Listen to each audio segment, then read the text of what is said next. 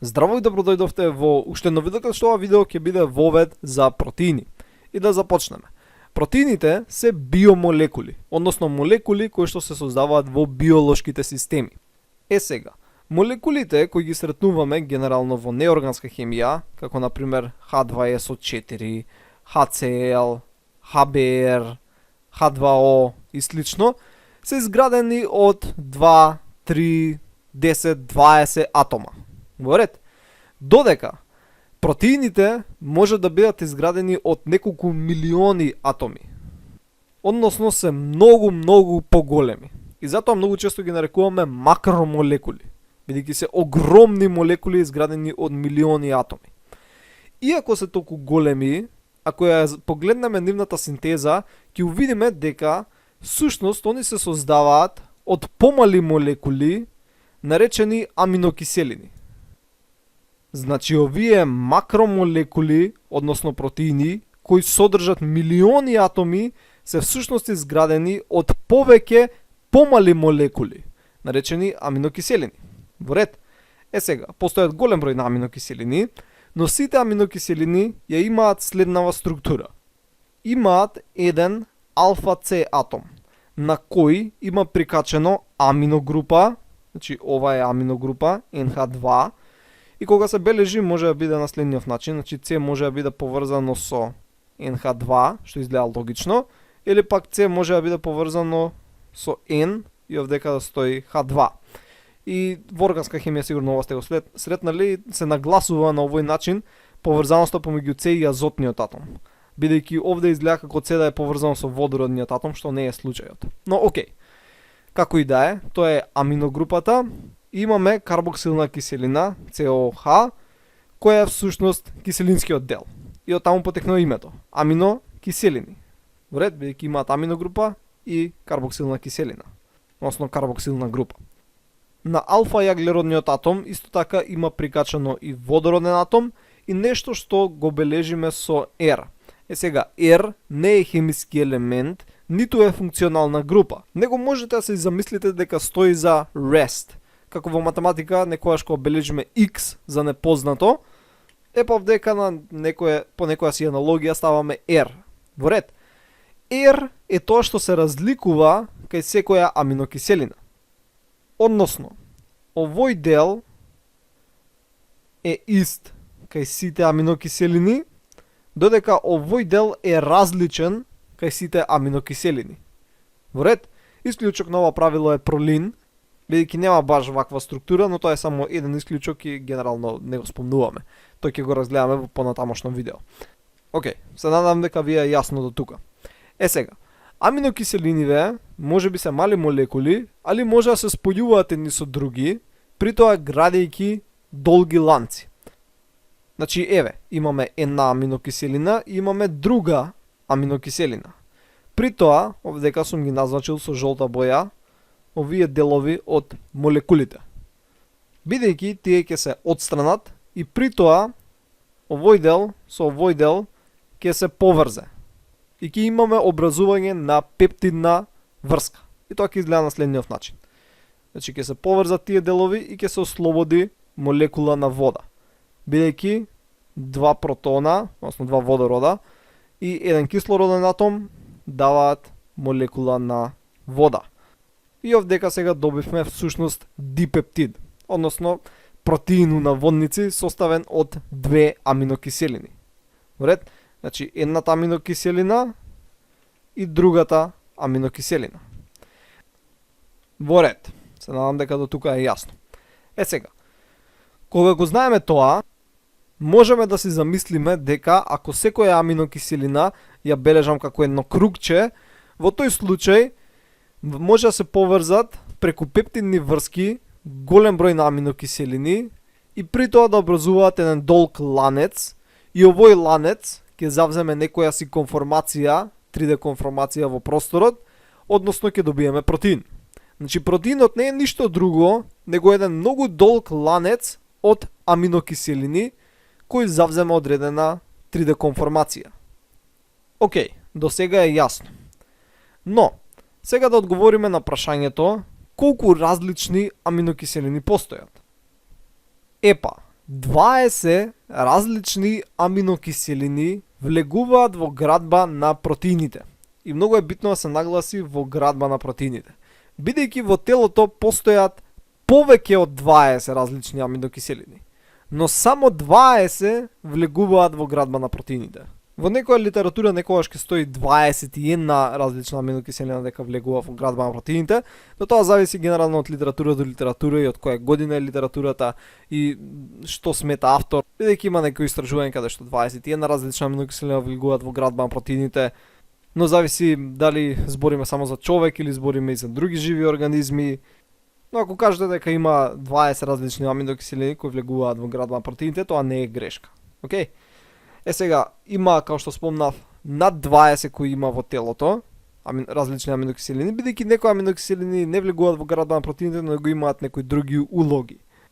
Додека во природата постојат многу повеќе од 20 различни аминокиселини. Постоја некаде околу 100 и нешто различни аминокиселини, иако голем дел од нив всушност не се употребуваат од страна на биолошките системи, но сепак постојат во природата бидејќи може да се направат и преку неоргански и хемиски реакции. Едноставно ако има амино и карбоксилна група се нарекува аминокиселина, така што постојат голем број различни, но не се употребуваат толку често во живите организми.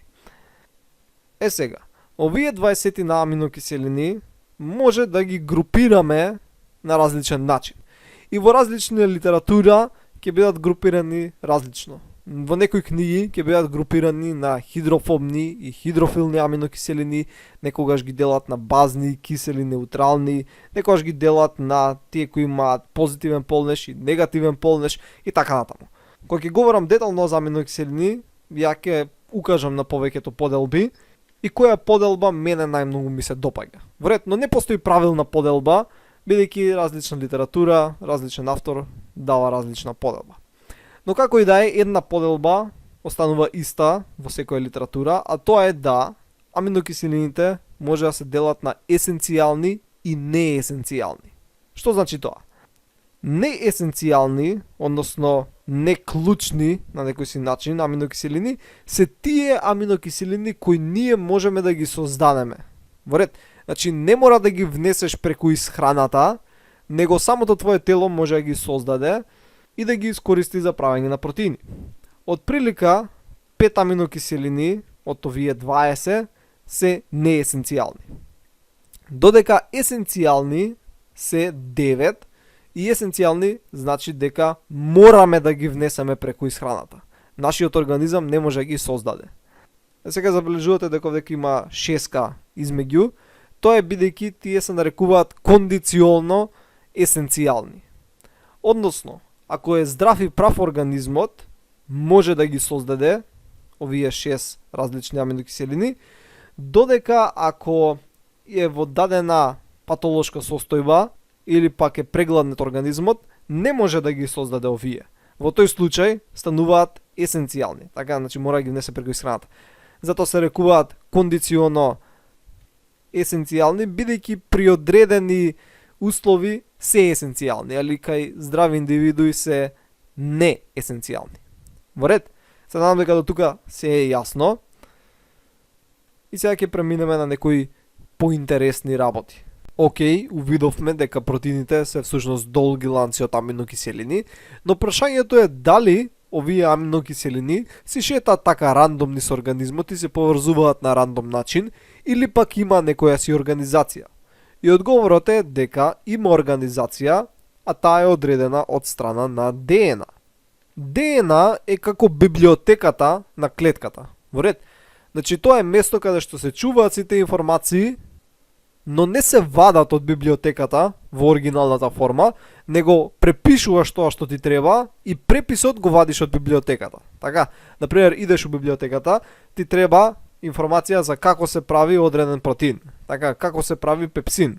Наоѓаш во која книга, на која страница се наоѓа таа информација, ја препишуваш на посебно ливче хартија, па ја вадиш од библиотеката. Нормално јас сега го кажувам како приказка, но тоа е главната идеја. Односно, ДНА е молекулата во која се запишани информациите за како се прават одредени функционални молекули, главно како се прават протеини. И нормално информациите се запишани во форма на базни парови, така, значи А се поврзува со Т, С се поврзува со Г. И делот од записот кој кодира за еден протеин се нарекува ген. Океј, значи овој дел од записот кодира например за еден протеин, да речеме пепсин, и тоа е всушност еден ген. Океј. Сега ако се навратиме на аналогијата која ја направив претходно, ДНА, нели представуваше библиотеката, од која не можеш да вадиш книги, така не можеш да вадиш страници, листови од некоја книга и да ги извадиш надвор од библиотеката. Мора да направиш препис. Значи го имаш записот за како се прави например пепсин и тој запис треба да го препишеш, односно подлежи на процес на транскрипција. И во овој процес учествуваат многу протеини и сега добиваш препис. Океј, кој се нарекува месенџер RNA. Сега не можам да навлегувам во молекуларната биологија како работи процесот или зошто нели овдека има урацил, а нема аденин, зошто има аденин, а нема тимин. Тоа ќе го говориме понатаму или гледајте ги видеата по молекуларна биологија. Океј, сега кога го имаме преписов, односно месенџер RNA, тој кај еукариотите, значи например во нашите клетки, подлежи на процесирање. Океј, значи ќе се случат некои измени, ќе се додадат некои работи на оваа месенџер RNA, исто така ќе се преуреди на некој си начин, и ова исто така ќе биде посредувано од страна на протеини, и од кој ќе се процесира, ќе може да излезе надвор од јадрото. Во ред, сега, кога ќе излезе надвор од јадрото, ќе се прикачи на рибозом. Значи ова виолетовото е рибозом со голема субединица и мала субединица. Рибозомот се состои од рибозомална RNA и плюс некои протеини. Кога ќе се прикачи сега транскриптот, така значи транскриптот се прикачил на рибозомот, може да подлежи на процес на транслација. Значи сега го донесовме транскриптот, сега треба да го преведеме. Океј. При тоа транспорт на RNA се прикачува со различните аминокиселини. Значи ова со различна боја што имам бележено, тоа е различна аминокиселина. Океј, тоа со бела боја е транспортната RNA. Така што сега носи различни аминокиселини до овој рибозомален комплекс.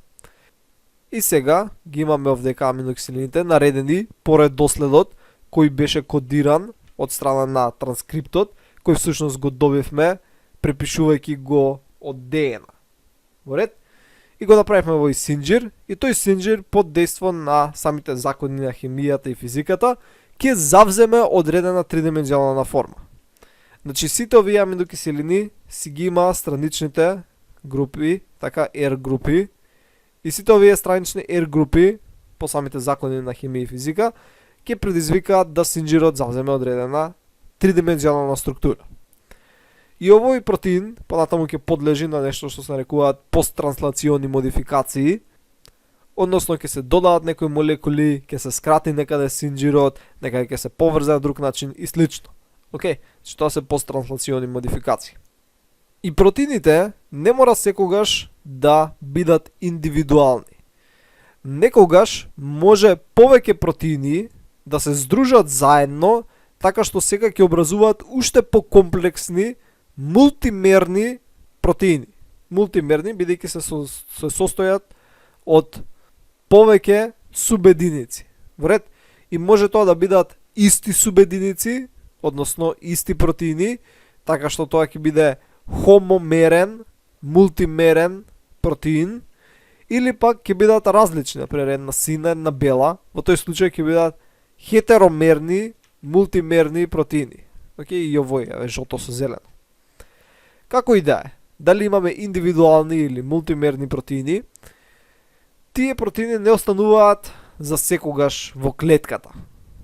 Океј, секој протеин си има дадена улога и ќе се создаде протеинот, ќе си ја заврши улогата и понатаму мора да биде деградиран. Океј, значи протеините мора да бидат деградирани. Тоа се случува на тој начин што на протеинот му се прикачуваат едни молекули кои се нарекуваат убиквитин. Така што кога ќе се прикачат 3 убиквитина, тој протеин е сега спремен за разградување. Тоа е, замислете си како му лепат налепници 1, 2, 3, Кога ќе ти залепат 3, готов си. Готово. Сега те носиме на разградување. Кога ќе му се залепат 3 убиквитина, се носи до протеозом. Протеозомот е исто така протеин, иако ја дека го имам нацртано неколку капаче некое. Протеозомот исто така е протеин кој разградува други протеини. Значи протеин кој разградува протеини. И сега овој протеин ќе влезе во протеозомот и ќе биде разграден назад до аминокиселини. И овие аминокиселини сега пак ќе може да се користат така за создавање на нови протеини. Вред? И повторно се врти целиот циклус. Сега, нешто што многу сакам да го потенцирам е дека структурата ја одредува функцијата. Значи, ова е многу битно. Структурата ја одредува функцијата. Зависно од тридимензионалната структура на протеинот, таква функција ќе има протеинот. И ова не важи само за протеините, иако е најбитно кај протеините, него важи кај сите биомолекули. Тридимензионалната структура ја одредува функцијата на молекулата. Вред? Океј. Сега, кај протеините, од што зависеше структурата? Најглавното нешто од што зависи е самиот редослед на аминокиселините. Значи, аминокиселините ќе се подредат во одреден редослед, при тоа самите закони на физиката и химијата ќе му дадат тридимензионална форма на протеинот. Вред? Зависно од редоследот на аминокиселините, со сите нивни R групи кои ќе доведат до одредена тридимензионална конформација. Друго нешто што влијае е околната средина. Колку е pH, така, колку е температурата, дали има некои други хемиски субстанци кои може да влијаат врз структурата на протеинот и слично. Значи, тие се главните работи кои влијаат врз тридимензионалната структура. Сега, кои се функции ги имаат протеините во телото? Скоро сите функции ги имаат протеините во телото, но некои од дека кои се наброени се како најклучни, иако ова е многу општо спомнато. Значи, учествуваат во заштита на организмот, значи, градат антитела, учествуваат во катализирање на хемиските реакции, без кои не може да постои живот како што го знаеме. Значи, тоа го прават ензимите. Учествуваат во сигнализација, како протеински хормони, имаат транспортна улога, такви се албумините, исто така и протеинските канали кои се наоѓаат вметнати во мембраните на клетките и многу други функции. И ако некогаш сакате да правите истражувања во областа на биологијата, биохемијата, молекуларната биологија, од областа на медицината, сакате, не знам, да најдете лек за некое заболување и слично, ќе морате директно или индиректно да работите со протеини. Значи, тоа е тотално неизбежно. Во ред, скоро кој било заболување да ми го спомнете, ќе можам да го асоцирам на еден или друг начин со протеин. Еве да набројам неколку. Алцхаймерова болест, акумулирање на бета-амилоидни протеини кои се неправилно здиплени, така што не подлежат на убиквитинизација, не подлежат на протеолиза, се акумулираат во невроните, при тоа изумираат нервните клетки. Кравио лудило. Имаме неправилно здиплени прионски молекули, тоа се всушност протеини, кои интересно дека кога ќе дојдат во контакт со правилно здиплени приони, предизвикуваат и тие сега да станат неправилно здиплени. Што е многу неверојатно и на некој начин се однесуваат налик живи организми, бидејќи се репродуцираат у наводници. Друго заболување. Скоро сите автоимуни заболувања се поврзани со протеини. Генерално имаме некој антитело, кој е протеин, се поврзало со некоја молекула со која не би требало да се поврзе и при тоа преку серија чекори доведува до автоимуна реакција, односно автоимунно заболување понатаму. Диабет, немање на инсулин, например, што е всушност протеински хормон, или пак проблем со рецепторите за инсулин, кои исто така се протеини. И така натаму до бескрај. Значи, скоро секое заболување може да биде објаснето преку нарушена структура, односно функција на некој протеин. Во ред, сега сакам да спомнам нешто повеќе за структурата. Односно, аминокиселинскиот синџир завзема главно две конформации. Едната конформација се нарекува алфа хеликс, значи алфа хеликс, изгледа налик федерче, односно така ја бележиме шематски. И обично кога имаме дадени аминокиселини во одредена секвенца, се образува алфа хеликс. Вред. Додека ако имаме други аминокиселини во дадена секвенца, се образува нешто што се нарекува бета плоча. Значи ова е другата конформација. Бета плоча, која шематски ја бележиме како стрелка.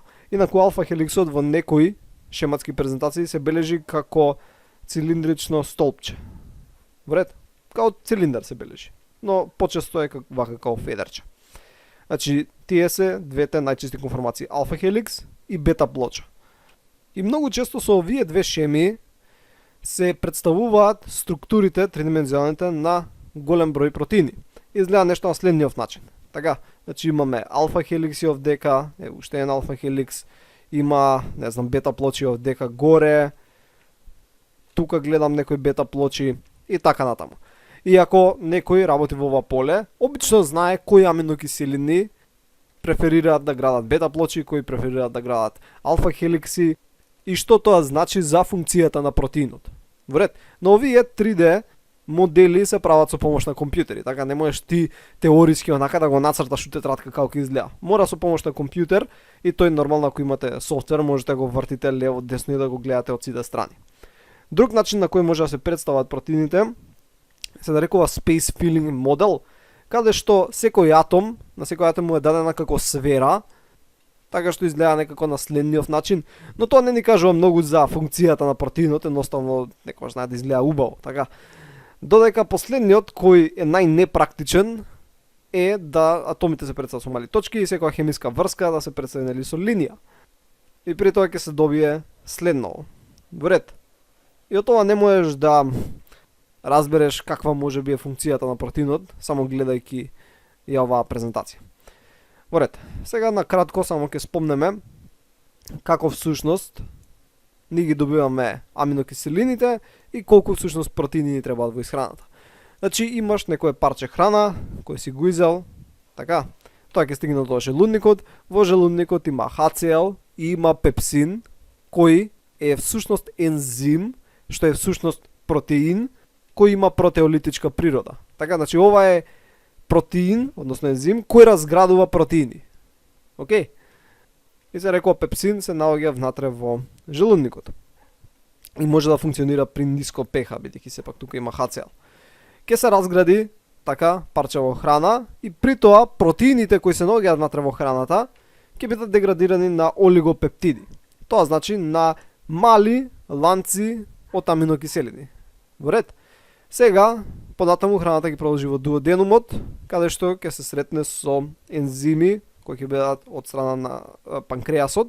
Тука исто ќе стане побазна средината за да може да функционираат овие ензими и при тоа ќе бидат овие олигопептиди сега разградени на 3 дипептиди или пак на индивидуални аминокиселини.